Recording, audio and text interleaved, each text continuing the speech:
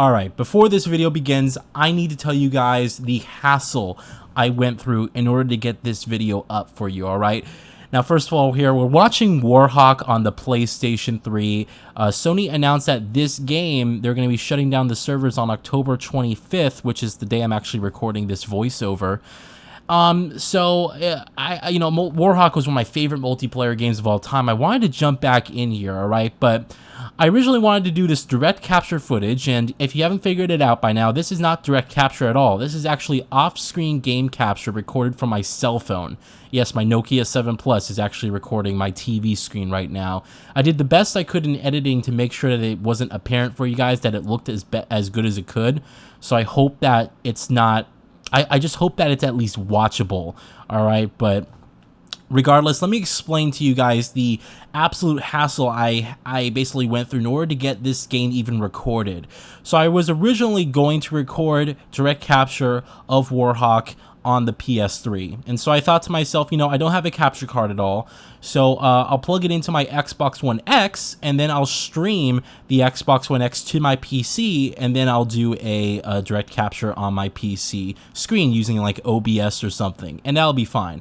So I did that. I plugged my PS3 into my Xbox, and then I went to go stream the Xbox through the Xbox app on Windows 10 directly to the PC.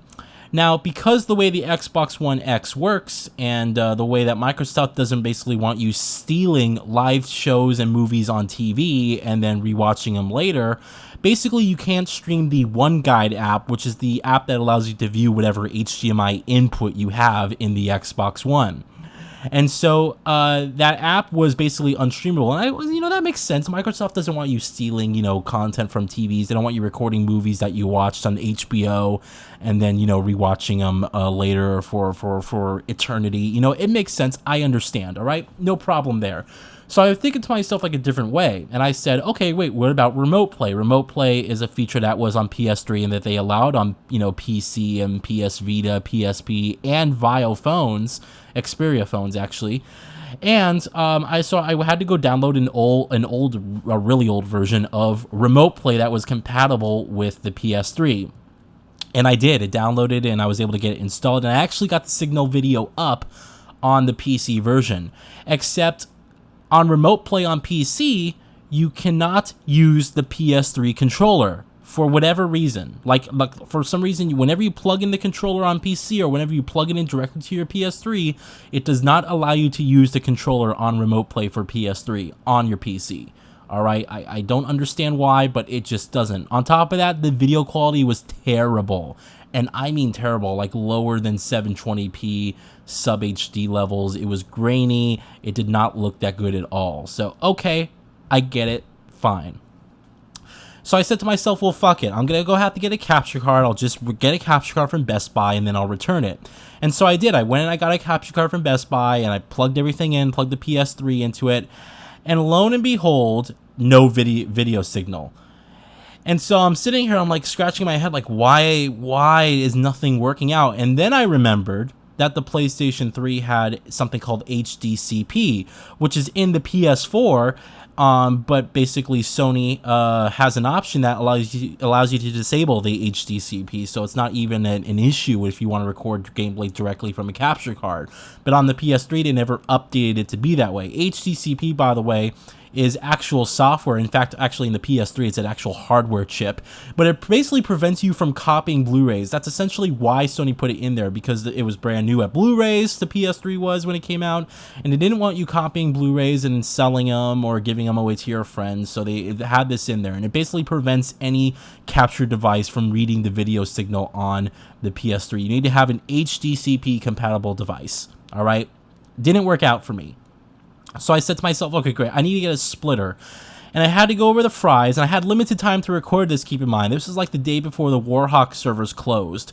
So I had limited time to record this, and I went ahead and I got a splitter from Fry's, and I hooked it up, and the splitter said that it would decrypt HDCP as well as encrypt it if it needed to be encrypted. And it didn't do that at all. In fact, I plugged it into the splitter, I plugged it into the capture device, and nothing came up once again.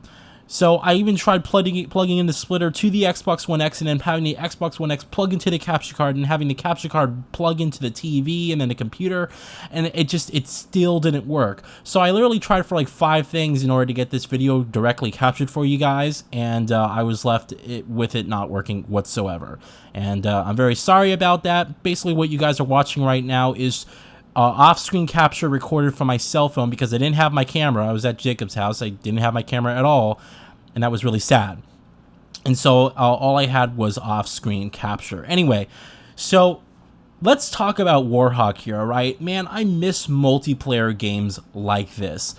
This game to me signified how great multiplayer gaming was, and it kept me interested in its experience for years and years to come. You know, I remember playing this game very heavily for about 2 years, and then, you know, more multiplayer games came out, excuse me, and I got more consoles at the time. I got like an Xbox 360, excuse me. I was introduced to Halo, and all my friends played Halo, then Call of Duty and all this stuff. But Warhawk sat there still as a great memory of mine, and I really wanted to talk about how drastic the change in direction gaming has gone from the old days when we had really unique experiences that defined a generation, something like Warhawk, you know, like this type of multiplayer experience we never had on the 6th generation. You know, we did have multiplayer on the 6th generation, but it wasn't as prominent as it was with the 7th gen.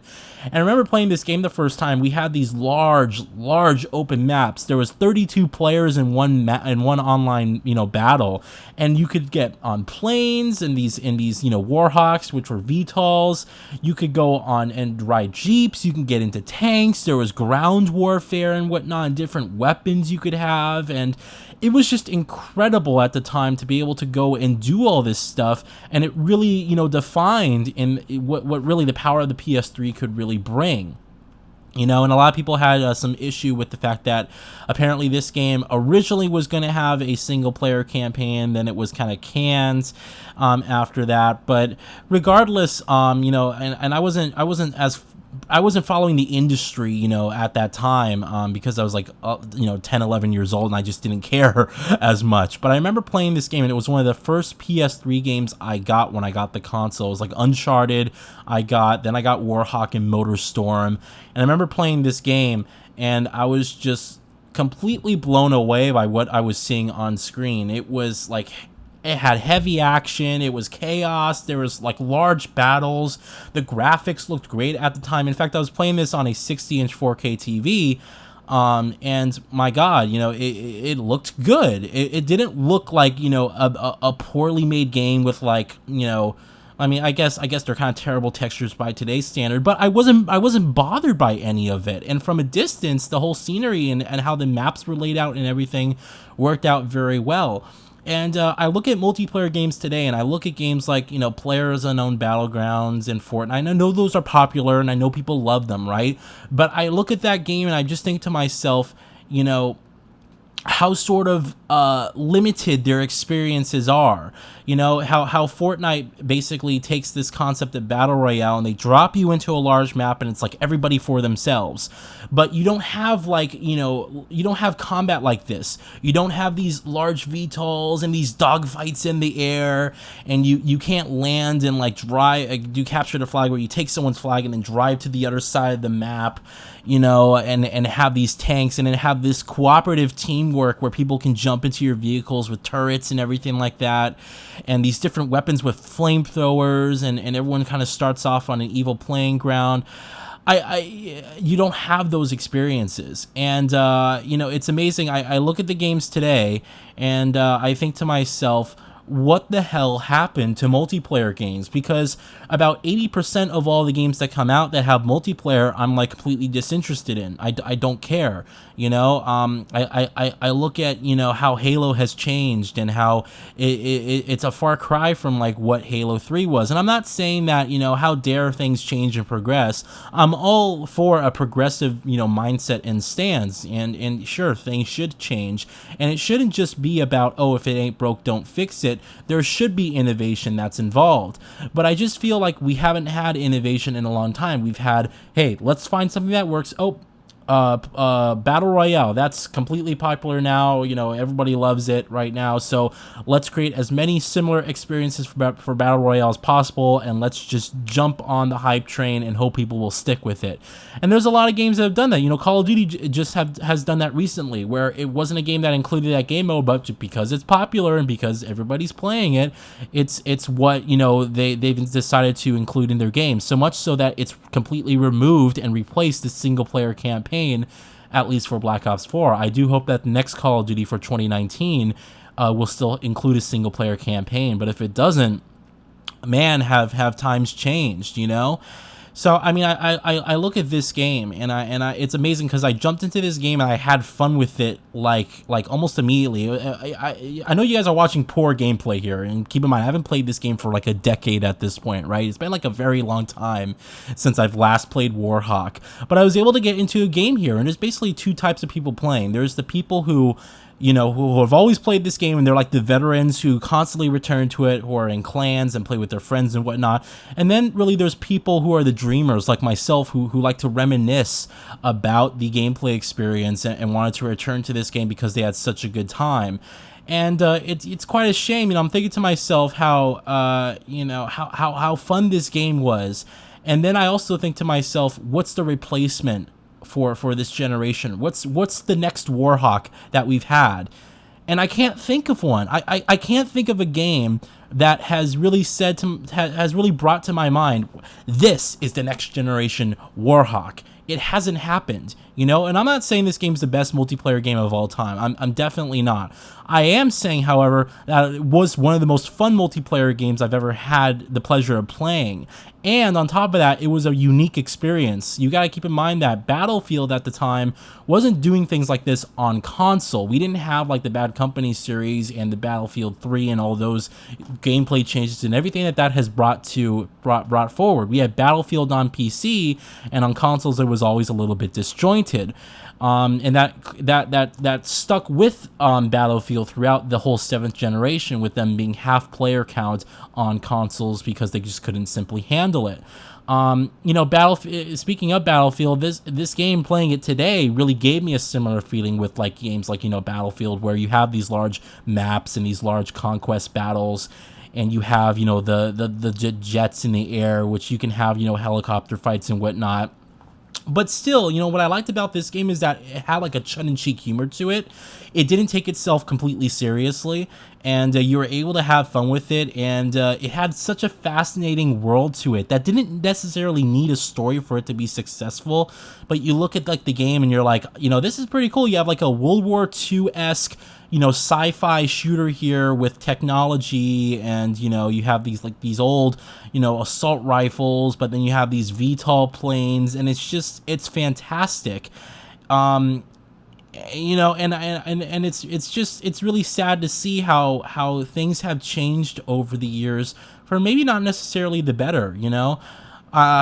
Man, multiplayer for me is not the same as what it used to be. I'm trying to think to myself, really, what's a game that has multiplayer that I've consistently gone back to?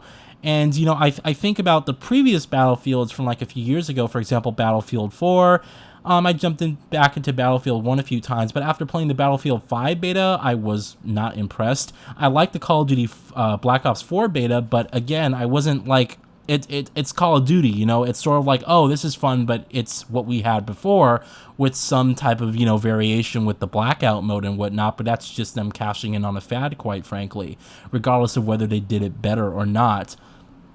So it's just quite interesting to see. You know, I really had the pleasure playing this game, and I think it's very sad that, you know, when we look at games like this and other games, we don't necessarily have a replacement for a new generation here. You know, we're almost done here with the 8th generation, and I can probably count on one hand the type of memorable experiences that I've had with games, and multiplayer games aren't really on there at all. You know, I can think of Warhawk here, and I think about just the great fun I had, the hours that the game kept me invested in. You know, how interesting the concept was and unique it was for the time, how you had these large battles, And, you had to keep in mind this was 2007 when the game came out, and we weren't really seeing a lot of things like this. This was like, generation-defining gameplay and whatnot. This is stuff that we've never seen on a PS2 or on an original Xbox before, but it was here, and it's just we don't have those type of experiences anymore, and I think it's very sad. It's very depressing, and quite frankly, I think that next generation, because I think we've already gone too deep into this generation for them to really fix anything. Next generation, there needs to be some vast changes in terms of like the way that I think gaming conducts as a business, and also the way that developers bring experiences to us, because I cannot fathom going through another generation where it's just a boring snooze fest. And I'm not, by any means, am I not saying that every game released this generation was poor. I'm definitely not saying that. There's been some really amazing experiences that have, yes, defined the generation and have really brought forward, epic innovations in the gameplay and storytelling and all that stuff. Like, I'm not saying that there's no good games this generation, but compared to last generation, if someone said to me, I'll give you all the games from this generation, or you can have all the games from the previous generation, I would take 7th gen, hand over fist every single time. It's just there's game experiences like this which are still unmatched today. Again, what's this generation's Warhawk? I can't think of one. I can't think of one that has taken a cool concept like this and have just, or even like a multiplayer game that launched within the first year of the new consoles that was like, oh wow, this is incredible. Maybe Titanfall, but really, like, the first Titanfall was pretty bad, by all means, and the second one was a much more significant improvement that unfortunately no one played. I have no idea, but anyhow, it was a blast jumping into this game again. I loved every single moment of it. I thought the game experience was fun. The graphics still look good today. Look at these volumetric clouds, especially as I'm flying around here. It's fantastic, and it's unfortunate. This is the end of an era. It really feels like. I walk into GameStop today, and I barely see any games for the 7th gen consoles anymore, and it's sad because you have to go to like these mom and pop stores or these warehouses like Game Dude, for example, to get any of the old games, because GameStop just doesn't carry them anymore. And it's sad because there's no replacement. I remember how much fun I had with my PS3 and 360, and there's nothing like that on the PS4 or Xbox One. At least the experiences that did bring that amount of fun and that amount of ambition and just happiness that the 7th gen brought, those experiences are few and far between on last generation. But anyway, I hope you guys had a good one. Let me know if you've got the opportunity to jump into Warhawk. And what's really interesting, I actually reviewed this game well, not when it was new, but I did review this game on my channel.